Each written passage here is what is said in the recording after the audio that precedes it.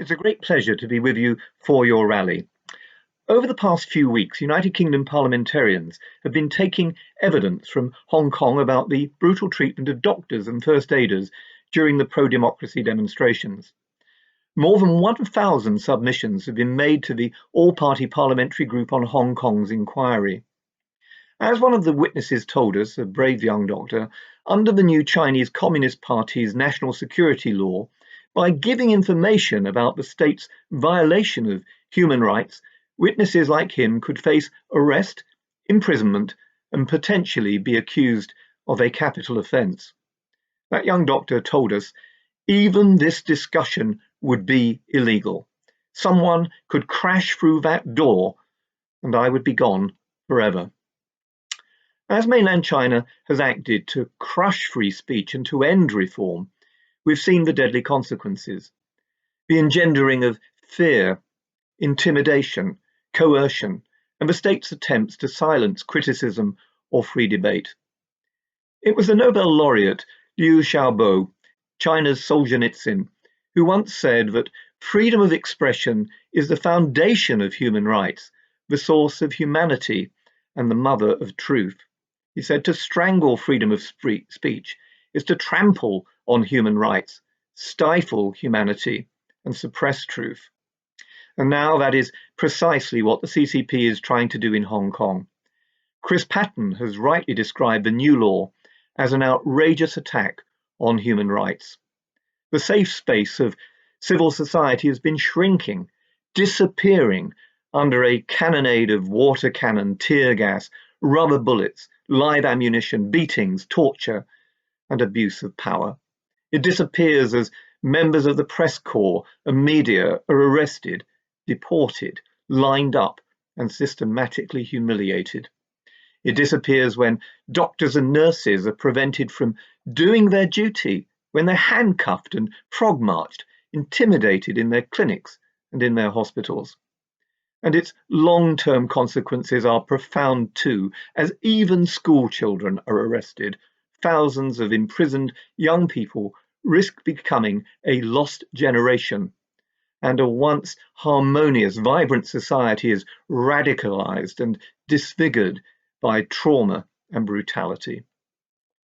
In the face of all this, the international community must stand united in promoting Helsinki-style engagement with China, with all policies, economic, trade, security and defence, shaped by consideration of the CCP's actions against the people of China and by its violation of human rights. Helsinki with Chinese characteristics.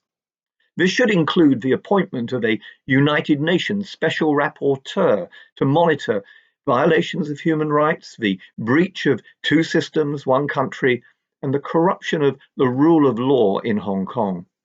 And the international community, this community of democratic nations, must stand united with Hong Kong. It can't be a case of business as usual. Now, a sign that the community has at last heard the voices of beleaguered people in Hong Kong was perhaps seen through the joint statement issued by the United Kingdom, the United States, Australia, and Canada. It said that the new Chinese legislation would, and I quote, dramatically erode Hong Kong's autonomy. It said that the new laws are a breach of the legally binding United Nations registered Sino-British joint declaration made when the United Kingdom handed Hong Kong back over to China in 1997. The international community should also accept the proposal of 7 former United Kingdom foreign secretaries who have called for an international contact group to be established, and also to ensure that Beijing's actions are on the next G7 agenda. The United Kingdom Foreign Secretary Dominic Raab has also made it clear that Britain will welcome BNO passport holders who flee the imposition of communism.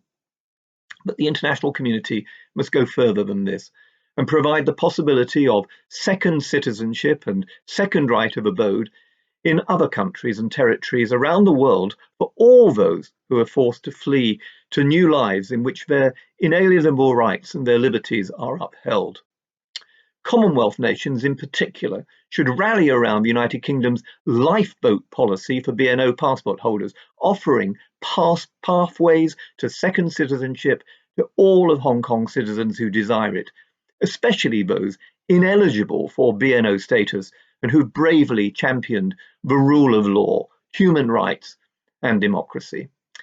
And we must make it clear that those who have collaborated in the destruction of Hong Kong's freedoms, or collaborated and aided and abetted those who have incarcerated 1 million Uyghur Muslims in Xinjiang, will not enjoy such rights and be subjected to Magnitsky-style sanctions, and that it should include big corporations and banks as well. And we need to understand that following the destruction of Hong Kong's liberties, democratic Taiwan will be next and be subjected to China's willingness to use force. Before handing over yet more of our assets and strategic infrastructure to the Chinese Communist Party, democracies need to understand that the hour is late, and that without a united and determined response now, we too will forfeit our freedoms to a deadly, lethal ideology. Peaceful protest and a strong, united international response must demonstrate that the destruction of two systems, one country, will be contested. Fail to do so, and like that brave young doctor, we will see them come crashing through the door, and the great gifts that we prize and hold dear will be gone forever.